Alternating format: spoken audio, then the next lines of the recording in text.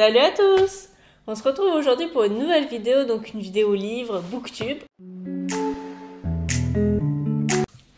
Et donc aujourd'hui on se retrouve pour parler de ce livre-là, donc qui est Le meilleur des deux de Sixtine Potley, donc qui a la chaîne Cavalgreda, donc je vous mets le lien de sa chaîne en barre d'infos, même si je pense que vous la connaissez tous. Au passage, si tu passes par là, Sixtine, j'adore ce que tu fais sur sa chaîne, j'adore tes vidéos d'humour, elles sont vraiment géniales. Donc je vais revenir maintenant au livre. Du coup, on est sur une nouvelle donc, qui fait 85 pages, donc c'est un grand format poche pour ce qui est des informations pratiques. C'est un livre qui coûte 5,28 € que vous pouvez retrouver sur Amazon. Donc encore une fois, je vous mets le lien en barre d'infos. C'est juste un petit peu dommage, du coup la couverture est pas... ça se plie un peu vite. Elle est un peu fragile. Pourtant j'ai fait attention, mais bon voilà, vu le prix du livre, on va pas se plaindre. Pour ce qui est de l'histoire, donc c'est l'histoire de deux cavaliers. Donc d'un côté il y a Héloïse, qui est une cavalière de sport, de dressage amateur, et d'un autre côté on a Laura qui est complètement à l'opposé d'Héloïse, qui est une cavalière de loisirs. Donc pareil, leurs chevaux sont assez opposés. Laura a une petite ponette potok, donc potok pour ceux qui connaissent pas, c'est des gros poneys trapus. Donc, en plus elle est pisse, qui est assez rare chez les chevaux de sport, même si maintenant ça fait un petit peu à la mode, mais voilà, on voit plus ce genre de robe chez les chevaux de loisirs. Et de l'autre côté, Héloïse est propriétaire de Bellwin, donc un hongre, donc un cheval de dressage qui a l'air, d'après la description, très typé sport. C'est vraiment le beau cheval de dressage qu'on imagine, qui est très léger, très aérien dans ses déplacements, alors que la petite ponette potok, donc Écaïne, elle s'éloigne un petit peu des chevaux qu'on peut voir dans les magazines.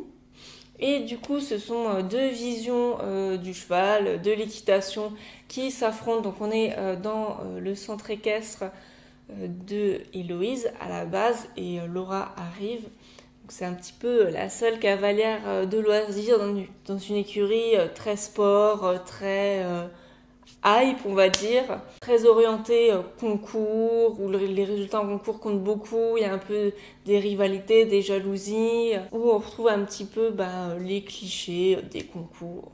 Et Laura arrive dans cette écurie qui est très hype, très orientée concours, etc. Et va un petit peu bouleverser, enfin pas les mentalités, plutôt la vision des choses d'Héloïse. Et c'est ça qui va faire l'histoire, je vous en dis pas plus. Du coup, je te laisse découvrir l'histoire si ce n'est pas déjà fait. Donc on va passer tout de suite à mon avis, à ce que j'en ai pensé, ce qui est un peu le plus intéressant de cette vidéo. Alors la première chose que j'ai appréciée, c'est que c'est une histoire très simple, sans paillettes, sans fioritures, sans tomber dans le grand galop bis, si vous voyez ce que je veux dire. En gros, le scénario classique du cheval indomptable et de la cavalière merveilleuse qui arrive tout d'un coup par miracle à faire quelque chose avec ce cheval-là dont personne n'arrivait à rien faire avant. Donc c'est vraiment une histoire très réaliste, une histoire qui fait réfléchir, qui sort un petit peu des scénarios habituels, comme je le disais avant. Pour ce qui est du style, donc voilà, ça va avec l'histoire. C'est simple, c'est bien écrit, ça se lit très bien. J'ai vraiment accroché personnellement. Après, c'est vrai qu'il n'y a pas beaucoup de personnages. J'aurais peut-être bien aimé qu'il y en ait plus. Mais bon, comme l'histoire est très centrée sur le duo Héloïse et Laura, c'est bien aussi de vraiment se focaliser sur la rencontre de ces deux visions du cheval et de pas trop se perdre avec les autres personnages. Du coup, c'est un livre qui m'a fait passer vraiment un très bon moment. C'est aussi un livre qui fait réfléchir. Je pense que c'est sa grande force, c'est là où on l'attendait. C'est comme ça que Sixtine le présentait. C'est vraiment un livre pour faire réfléchir. Elle prenait plus l'ouverture à l'autre, la tolérance. Mais c'est vrai que c'est pas ce que j'ai le plus retenu. C'est vrai que pour ma part, en tant que cavalière de sport, j'ai beaucoup aimé l'aspect remise en question de l'héroïne, donc d'Héloïse, qui vraiment revoit sa façon de voir les choses, de la place qu'elle accorde au cheval, le sens qu'elle donne au fait qu'elle fait de l'équitation, la place de la compétition, le rapport au plaisir. C'est vraiment des choses qui m'ont parlé parce que nos profils se ressemblent un petit peu, même si moi j'ai pas ce niveau-là et je suis peut-être quand même un peu moins orientée compétition qu'Héloïse l'est au début. Mais c'est vrai qu'on la voit un petit peu un petit peu se perdre dans un extrême où tout est centré sur la compétition, le résultat, et du coup elle revient à pourquoi je faisais ça, je le fais parce que ça me fait plaisir, et le résultat c'est juste la conséquence et c'est plus la cause. Enfin il y a vraiment toute une réflexion, toute une remise en question là-dessus que j'ai trouvé vraiment super intéressante. Après, ce que l'histoire montre aussi, et je pense que c'est là qu'on rejoint ce qu'on disait un petit peu avant au niveau de la tolérance, c'est que tout est une question d'équilibre, c'est que là on est vraiment un petit peu avec deux extrêmes, la cavalière très compète, faut gagner, faut s'entraîner, faut bosser, etc. Et la cavalière très loisir, faut se faire plaisir, je vais qu'en balade, je travaille un petit peu comme ci, comme ça. Et là justement, chacune apprend de l'autre. Donc on a Laura, la cavalière de loisirs, qui apprend à travailler sa ponette pour son bien-être. De son côté, Héloïse revoit sa façon de voir les choses.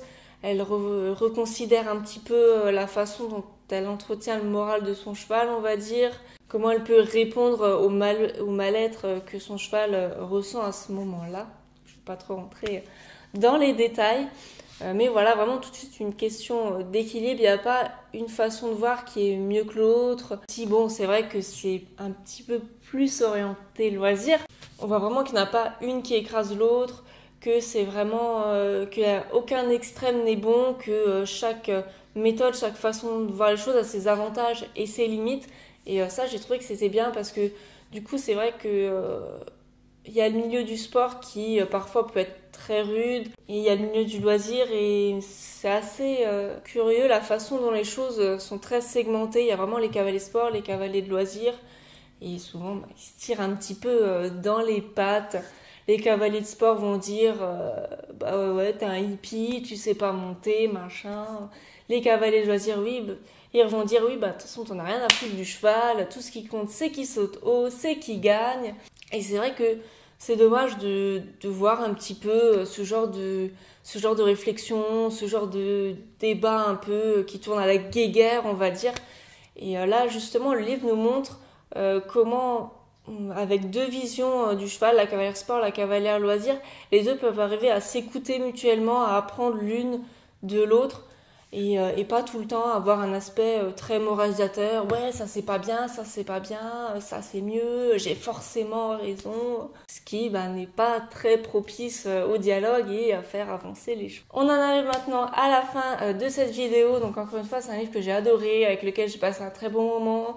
Ça m'a donné l'occasion de réfléchir et j'aime bien ça. Donc Sixtine, si t'en écris un autre, vas-y, fonce. Et du coup, n'hésitez pas à me dire ce que vous en avez pensé, si vous avez lu le livre, comment vous l'avez trouvé, ce que vous en avez pensé également. Et on se dit à très bientôt pour une nouvelle vidéo. Salut à tous!